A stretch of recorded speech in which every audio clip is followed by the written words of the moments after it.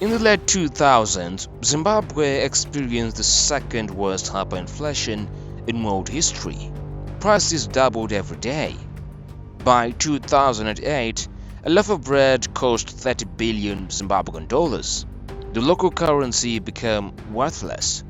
Employees stopped going to work because their salaries wouldn't even cover the bus ride home. Businesses shut down. The economy collapsed. But how did Zimbabwe end up here? To understand how Zimbabwe collapsed, we have to go back more than a century ago. In the late 1800s, British imperialist Cecil John Rhodes invaded Zimbabwe. He called it Rhodesia.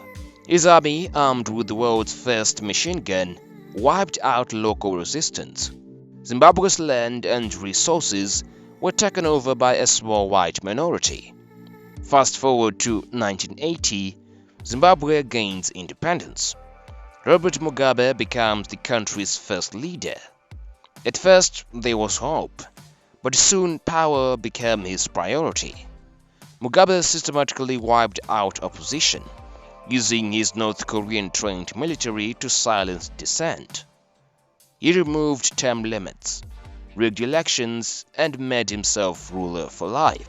At one point, he accidentally admitted his opponent won 73% of the vote before quickly correcting himself. But the decision that truly destroyed Zimbabwe's economy was land reform. In the early 2000s, Mugabe's government forcibly took commercial farms from white landowners. The official reason was correcting colonial injustices, but the real reason was buying political support. But this plan had a fatal flaw. Many of the new landowners had no farming experience. Within years, Zimbabwe's food production collapsed. Farms that once fed the entire country were now producing almost nothing. Agricultural output dropped by 50%. Corn and tobacco, Zimbabwe's biggest exports, vanished. The country had no food, no exports, and no way to stabilize its economy. Faced with the economic collapse, Zimbabwe made the worst possible decision. They started printing money, a lot of it. It's a well-known fact that when the government prints more money without increasing production, prices rise. But in Zimbabwe, prices didn't just rise, they exploded. Shops changed prices multiple times a day.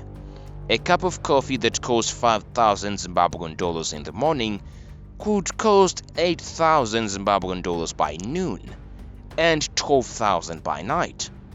By 2009, Zimbabwe had printed a $100 trillion banknote, but it was worth just 40 US cents. The Zimbabwean dollar became meaningless. People turned to United States dollars, South African rand, and even gold instead. But out of this chaos, something remarkable happened. Africa had a problem. Most people didn't have bank accounts.